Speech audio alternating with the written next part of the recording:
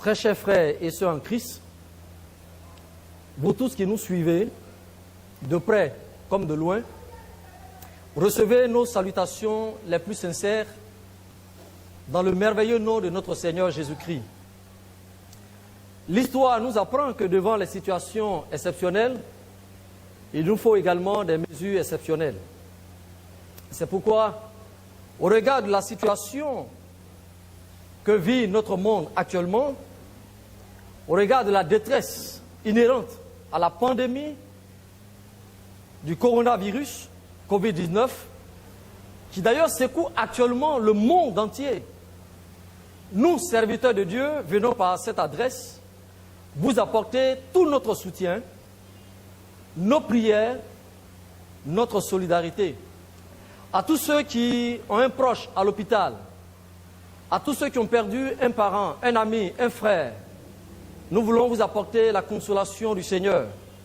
Que la grâce de Dieu soit notre partage. Chers frères et sœurs, la gravité de la situation exige une attention soutenue.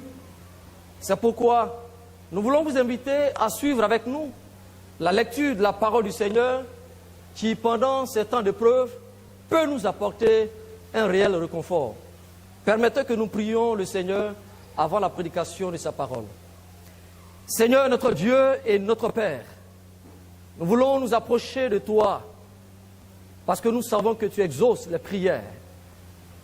En te demandant de nous assister et de permettre que ta parole apporte un plus à la vie de ton peuple, à la vie de l'humanité. Nous prions, Seigneur, que notre langue soit exercée pour que la gloire ne revienne qu'à toi seul. Sois béni, Père, au nom de Jésus-Christ. Amen. Nous voulons vous inviter à suivre la lecture avec nous dans le livre du prophète Ésaïe, au chapitre 8, et nous lirons la première partie du verset 23. Pourquoi le prophète Ésaïe, habitué aux calamités, habitué aux invasions, habitué à la puissance de la prière, Ésaïe habitué aux différents maux que le peuple d'Israël a connus, et nous croyons qu'avec son expérience, nous avons quelque chose pour apporter au peuple de Dieu. Nous avons une base solide pour traverser cette épreuve que connaît notre monde. Alors lisons Ésaïe au chapitre 8, le verset 23. La première partie du verset 23 qui nous dit ceci. Mais les ténèbres ne régneront pas à toujours sur la terre, où il y a maintenant des angoisses. Et nous disons Amen à la parole de Dieu. Les ténèbres ne régneront pas à toujours. Les ténèbres représentent tout ce qui est sombre, tout ce qui est obscur, tout ce qui représente le mal dont souffre l'humanité. Et le prophète Ésaïe, qui nous présente ici un message d'espoir, car l'on le présente comme étant le prophète messianique, le prophète du salut, le prophète qui décrit non seulement le jugement de Dieu, mais il présente aussi la faveur de l'Éternel. Il est le prophète des promesses messianiques, dis-je. Il découvre la grâce de Dieu et avec lui, nous pouvons aussi, dans le contexte actuel, découvrir la grâce de Dieu. En réalité, retenons que notre monde, le monde dans lequel nous vivons, est un don. Il est le don de l'amour du Dieu créateur, celui qui a fait les cieux et la terre. Nous dit Moïse dans le premier livre de la Genèse, au commencement Dieu créa. Et nous savons que Dieu a créé le monde et il a placé l'homme dans ce monde créé. Au milieu de cette création, il a placé les humains qu'il a de façon intentionnelle mis en relation d'abord avec lui-même, ensuite avec les autres, afin de permettre à l'homme créé à son image de vivre en harmonie avec le Créateur, en harmonie avec son prochain. Malheureusement, la décision humaine de désobéir à Dieu a brisé l'ordre originel de la création laquelle a engendré un désordre non prévu dans les objectifs de Dieu. Nous voyons la preuve dans Genèse, le chapitre 3. Alors, désormais, nous avons comme conséquence la maladie,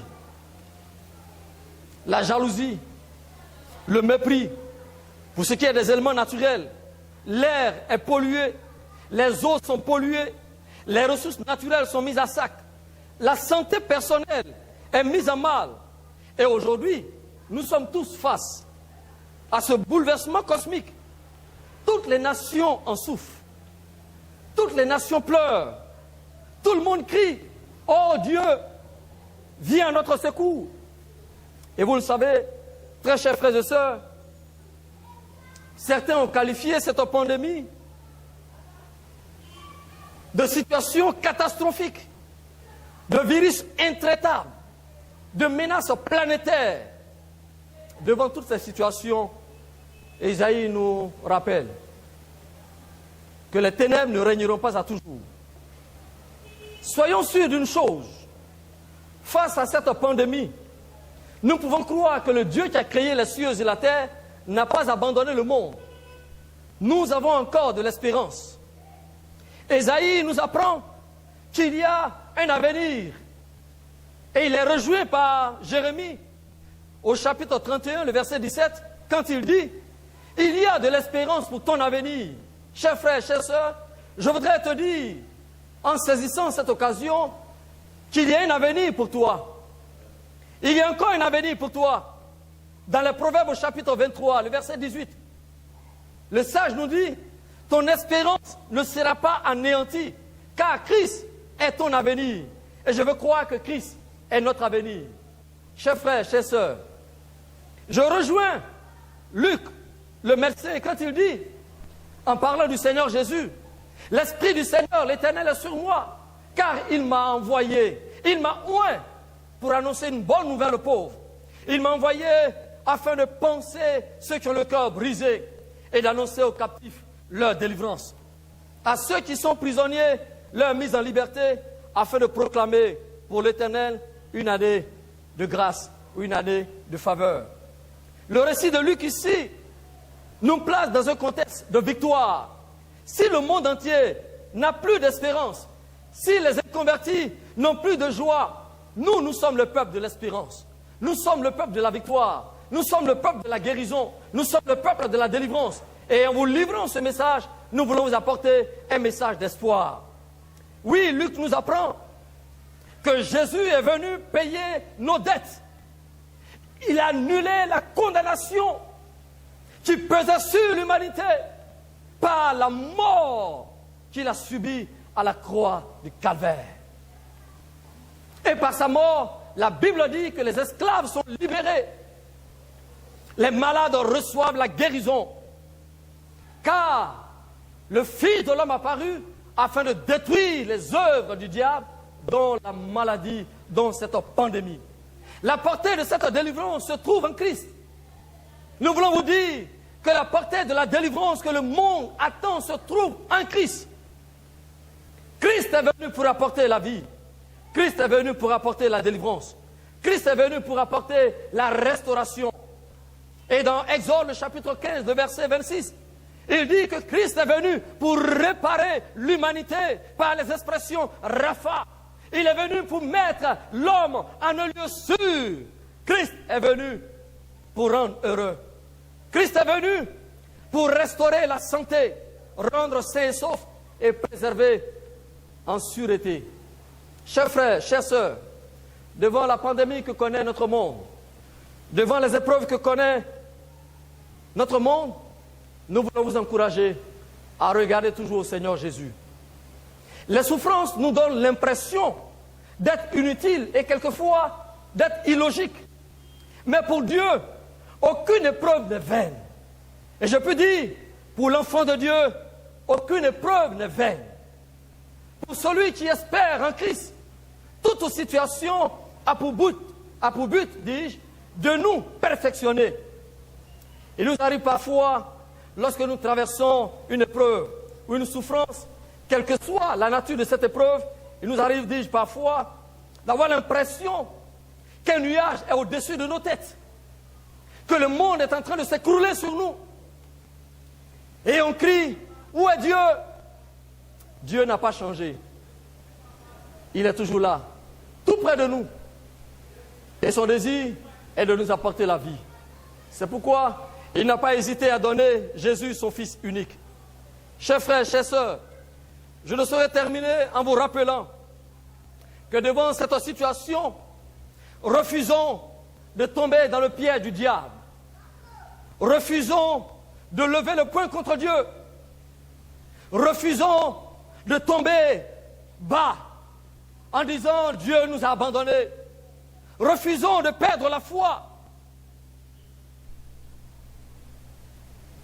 La crise actuelle que connaît notre monde doit nous rapprocher du Seigneur. Que cette épreuve donc nous rapproche du Seigneur Jésus. Que cette pandémie nous rapproche du Seigneur Jésus. Prions pour nous-mêmes. Prions pour nos familles. Prions pour le monde entier.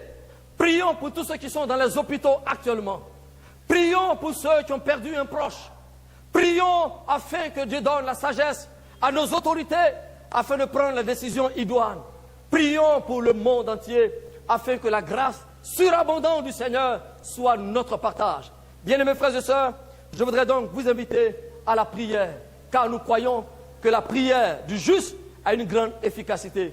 Levons-nous donc ensemble dans la prière, levons des mains pures vers le Seigneur et permettons à Dieu de donner gloire à son nom en détruisant les puissants des ténèbres et en apportant la lumière. Que Dieu vous bénisse, que Dieu vous fortifie et que sa grâce soit avec vous. Amen. Nous allons prier.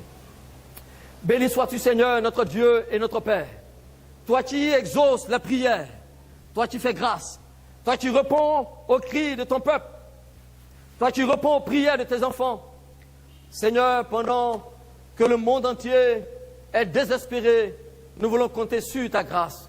Nous voulons compter sur ton amour. Nous voulons compter sur ta bonté. Nous voulons compter sur ta fidélité. Merci de nous exaucer, Père, au nom de Jésus-Christ. Amen.